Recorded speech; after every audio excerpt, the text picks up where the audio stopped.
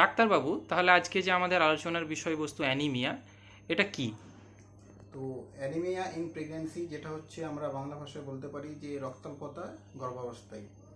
তো আমাদের শরীরে সেটা মেয়ে হোক বা ছেলে রক্তের পরিমাণটা আমরা basically complete blood count with peripheral blood smear নামে একটা টেস্ট আছে, সেটার মাধ্যমে আমরা জানতে পারি। তার মধ্যে মূলত আমরা হিমোগ্লোবিন লেভেলটাকেই দেখি।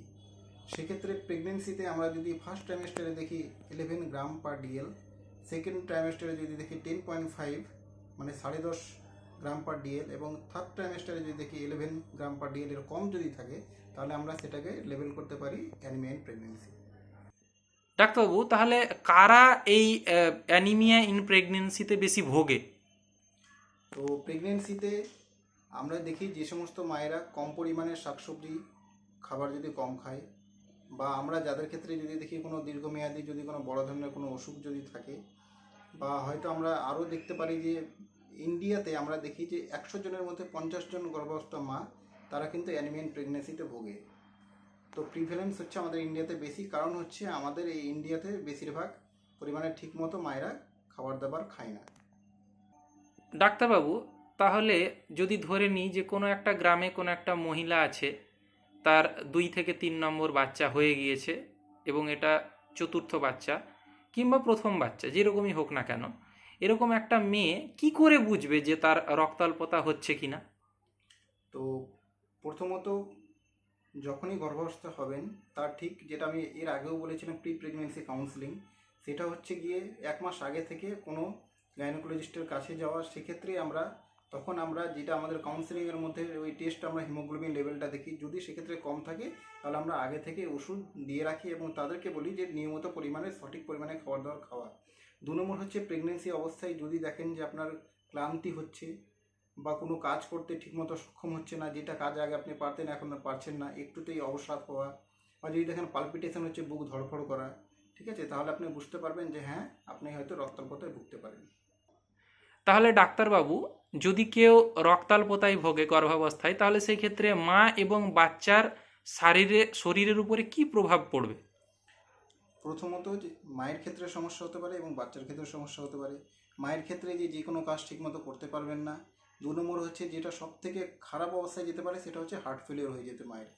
এবং সেক্ষেত্রে আমরা দেখেছি বেশিরভাগ মায়েরা যদি হার্ট ফেলিওর থাকে তাহলে কিন্তু প্রাণহানিও হতে পারে।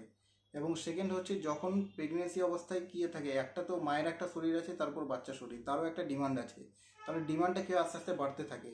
এবং সেক্ষেত্রে যদি ভ্যাজাইনাল ডেলিভারি হয় তখনও রক্ত ক্ষরণ হয়, এবং সিজারের ক্ষেত্রে আমরা দেখেছি 1 লিটার মতো রক্তক্ষরণ হয়। তাহলে সেক্ষেত্রে আমাকে আগে থেকে ভান্ডারটা ভরে রাখতে হবে। সেটা হয় রক্ত দিয়ে, যদি খুব কম থাকে তাহলে আমরা রক্ত দিয়ে ভরাই, যদি সেরকম মাইল্ড থাকে তাহলে সেক্ষেত্রে আমাদেরকে রক্ত বাড়ানোর ওষুধ দিতে হবে। বাচ্চার ক্ষেত্রে যেটা হয় সেটা হচ্ছে গ্রোথ কম হয়, ঠিক আছে। এছাড়াও বাচ্চাদের ক্ষেত্রে দেখা যেতে পারে যে ইনফেকশনের প্রবণতা বেশি হতে পারে, সেপসিস হতে পারে, ইমিউনিটি পাওয়ারটা কম হতে পারে। মায়েদের ক্ষেত্রে দেখা গেছে যে যেটা যে অবস্থায় মানে মায়ের ব্যথা ওঠার কথা, তার আগে হয়তো ব্যথা উঠে যেতে পারে, যে সেক্ষেত্রে আমরা সেটাকে বলি প্রিটার্ম লেবার। তাহলে ডাক্তারবাবু, মায়েরা এইভাবে থাকলে তো আর আমরা সমস্যার সমাধানে যেতে পারবো না। কি কি করলে তাহলে মায়েদের এই সমস্যা থেকে আমরা প্রতিকার দিতে পারি? তো একটা হচ্ছে ঘরোয়া পদ্ধতি, আর 2 নম্বরে হচ্ছে গিয়ে ডাক্তারের পরামর্শ। ঘরোয়া পদ্ধতিতে হচ্ছে বেশি, যেটা প্রথমে বলেছিলাম যে আমাদের দেশের মায়েরা ঠিকমতো খাবার খায় না। সেক্ষেত্রে রক্ত বাড়ানোর জন্য যে সমস্ত খাবার, যেমন হচ্ছে খেজুর, আপেল, তারপর হচ্ছে এদিকে যে কোনো রকমের শাক হতে পারে, লাল শাক হতে পারে, ডিম খেতে পারেন, দুধ খেতে পারেন।